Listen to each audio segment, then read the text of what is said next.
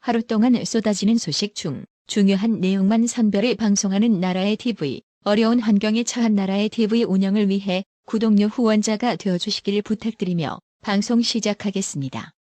6일 지방선거가 2달여 앞으로 다가온 가운데 경기도지사 여론조사에서 유승민과 강용석 가로세로 연구소 소장이 선두를 달리고 있는 것으로 21일 나타났습니다. 인사이드 뉴스 의뢰로 피플네트웍스 리서치가 지난 20일 경기도 내 만 18세 이상 성인 남녀 1,002명을 대상으로 경기도지사 후보 적합도를 조사한 결과 유승민 22.9%, 강용석 소장 14.4%였습니다. 이어 김동연 새로운 물결 대표 14.3%, 안민석 더불어민주당 의원 10.5%, 염태영 전 수원시장 9.3%, 심재철 전국회 부의장 5.3%, 김영환 전 과학기술부 장관 5.2%, 조정식 민주당 의원 1.8% 등으로 조사됐습니다. 조국이의 허튼 소리를 언제까지 들어야만 할까요? 조국이가 21일 일부 공개된 신간 가불 선진국 책을 통해 문재인 정부를 두고 대한민국을 최초로 선진국 대열에 진입시킨 정부라고 평가했습니다. 조국이는 문재인 정부의 성과라는 제목의 일장에서 문재인 정부의 최고 성과는 외교, 안보, 방역에 있다. 세계적으로 한국의 위상이 높아지고 한국 정부의 발언권도 강해졌다는 것, 남북 사이의 군사적 긴장이 거의 느껴지지 않을 정도로 최소화되어 코리아 디스카운트라는 말이 사라졌다는 것은 주지의 사실이라고 평했습니다. 아울러 공수처, 국수본, 자치경찰 등을 통해 권력기관의 분산과 상호 견제를 추구한 것도 역대 어느 정부도 이루지 못한 역사적 성과라고 득대문 좌파를 제외하고 국민 누구도 인정하지 못할 허튼 소리로 자화자찬했는데요. 해당 소식에 네티즌들은 너 때문에 최악의 무능 정권 된 거라는 생각은 안 드니? 아직도 국민들을 선동하기 쉬운 개돼지로 알고 있구나. 정말 뻔뻔하더라며 조소와 질타하는 내용의 댓글들을 쏟아냈는데요. 그렇습니다. 조국이는 지금 코로나 확진수가 폭증하고 북괴가 올해 들어서만 무려 9차례나 미사일 도발을 감행한 건 눈에 보이지도 않나 본데요. 선진국의 문제 인정권 5년 만에 이루어진 성과라고 정말 믿고 있는 조국이 사실은 이미 이전 정부부터 선진국 가입 요청이 있었지만 하지 않았습니다. 왜냐고요? 우리가 개도국으로 누리는 혜택이 많았기 때문입니다. 근데 이 좌파 정권은 국익 이딴 거 무시하고 오로지 보여주기식 생색내기만 하려다 보니 선진국 진입과 동시에 개도국 혜택은 사라지고 선진국이 짊어져야 할 의무만 잔뜩 더한 게 된 건데 이게 자랑스러운 거니? 윤석열 당선인은 21일 경제 6단체장을 만나 기업이 더 자유롭게 판단하고 자유롭게 투자하고 성장할 수 있게 제도적 방해 요소를 제거하는 것이 정부가 최우선으로 해야 할 일이라고 강조했습니다.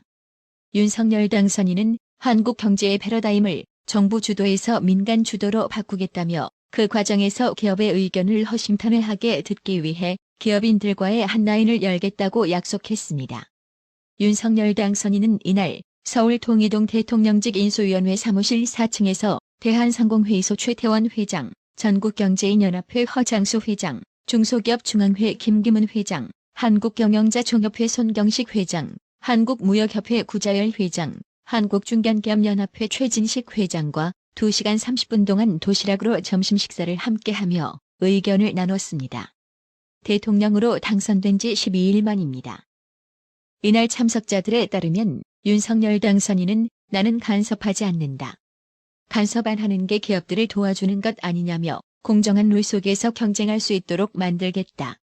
상식선에서 하면 된다고 생각한다고 말한 것으로 알려졌습니다. 특히 윤석열 당선인은 언제든지 전화하시라. 내가 들어드리겠다면서 공무원들이 말도 안 되는 규제하려고 하고 갑질하면 바로 전화하시라. 그것만큼은 내가 바로 전화 받겠다며 기업들과의 소통 강화를 위한 한라인 구축을 약속했다고 참석자들이 전했습니다. 지금 민주당은 대통령 집무실 용산 이전 비용이 1조 원에 달한다고 주장하고 있는데요. 이에 대통령직 인수위원회 청와대 이전 TF팀장을 맡고 있는 윤한홍 의원이 21일 더불어민주당 측의 주장에 대해 광우병이 생각난다고 말했는데요. 직접 들어보고 가실게요.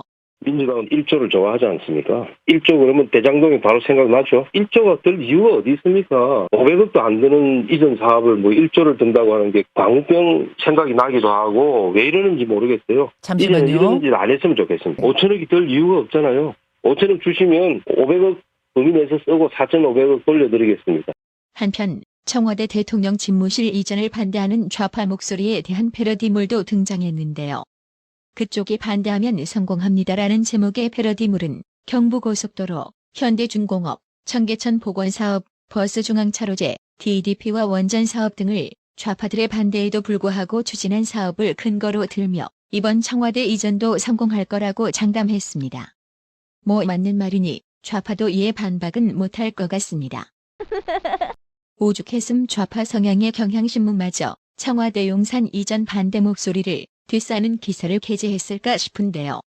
경향신문은 윤석열 당선인이 지난 20일 취임일 전날부터 새로운 집무실에서 근무할 것임을 못 박으면서 청와대 이전의 본질을 놓고 군인들 대부분은 국방부가 굳이 서울에 있어야 할 이유도 없고 시간을 두고 가면 문제되지 않을 텐데 갑작스런 이사가 걱정스럽다는 입장이다.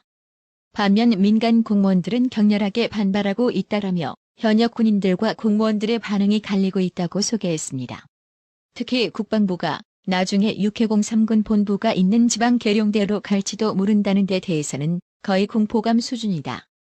아마도 주거 공간인 서울을 떠날지 모른다는 생각에서일 것이다라고 꼬집은 경향신문은 국방부 공무원들은 문제를 해결하려는 게 아니라 악덕 건물주한테 쫓겨나는 불쌍한 세입자 코스프레를 하는 것처럼 보인다라며 나중에는 국방부의 이삿짐 싸는 모습의 사진에 붙여진 제목도 쫓겨나는 국방부로 원하는 것 아닌가 싶다고 현 국방부 공무원들의 불만을 비꼬았습니다.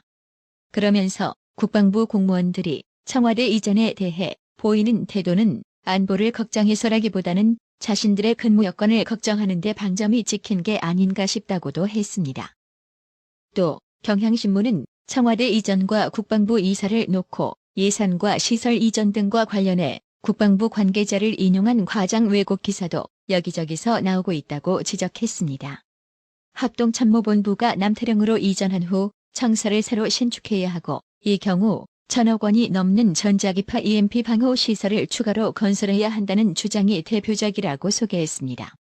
추가 방호 시설은 불필요함에도 불구하고 마치 추가 건설이 불가피하다는 식이다라며 귀족하한 국방부 공무원들이 평소에 군인들 하찮게 여기다가 국방부 이전한다고 하니 군인들 앞세워 반대한다며 합참 건물도 아닌 국방부 건물에 무슨 안보자산과 전략자산이 있다는 거냐고 반문한 국방부의 근무 경험이 있는 군 관계자의 일침을 전했습니다. 더 기가 막히는 건 수시로 입장이 바뀌는 청와대의 태도인데요. 윤석열 당선인이 내놓은 대통령 집무실 용산 이전 방안에 대해 청와대의 입장이 한나절 사이에 정반대로 뒤바뀌었습니다. 21일 오전에는 저희가 못 지킨 약속을 지키길 기대한다고 했다가 오후에는 새 정부 출범까지 얼마 안 남은 촉박한 시일에 이전 계획은 무리한 면이 있어 보인다고 했습니다. 박수현 청와대 국민소통수석은 이날 오전 YTN 라디오에 출연해 초유의 청와대 이전이 되는 것이기 때문에 차곡차곡 차분차분 여러 가지 문제를 함께 논의하겠다며 저희도 광화문 시대를 열겠다고 공약을 했습니다만 여러 가지 이유 때문에 지키지 못했지만 윤석열 당선인의 의지는 잘 지켜지기를 기대하고 있다고 했습니다. 하지만 오전에 기대한다고 말했던 박수현 수석은 이날 오후 청와대 브리핑에서는 정반대 입장을 보였습니다. 박수현 수석은 특히 한반도 안보 위기가 고조되고 있어 안보 역량 결집이 필요한 정권 교체기에 준비되지 않은 국방부와 합참의 갑작스러운 이전과 청와대 위기관리센터 이전은 안보 공백과 혼란을 초래할 수 있다. 충분히 살펴볼 필요가 있다고 했습니다.